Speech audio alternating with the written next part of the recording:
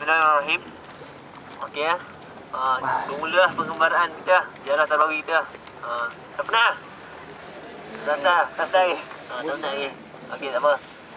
Di sini salah satu makam tabi'in. Salah satu makam tabi'in iaitu Sidi Hasan Ibnu Yahya Ibnu Hasan Basri. Mana cucu pada Hasan Basri lah. Nah, apa Hasan Basri? Seorang yang hebat juga yang ilmu tasawuf.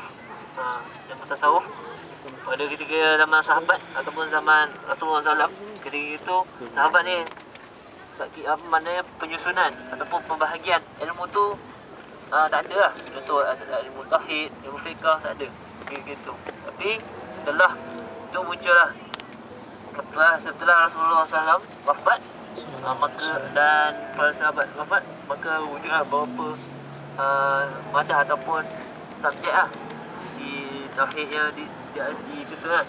Maknanya tauhid dan tasawuf lah. Iaitu mana pakar ilmu tasawuf dari itu ya Sayyidina Hasan Al-Basri ya. Dan makamnya terletak di Iraq, dan di sini cucu dia Hasan bin Yahya bin Hasan Basri ya. Juga syuhada pada ketika peperangan pembukaan kota Banasah. Ini dan di semajid di sini iaitu Hasan Ibnu Yahya Ibnu Hasan Basri.